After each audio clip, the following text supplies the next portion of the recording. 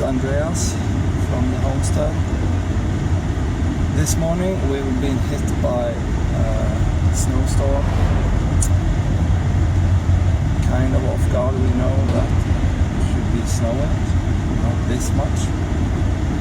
So it's chaotic in the traffic right now. I have to go to work, so see if I will manage to get there anytime soon.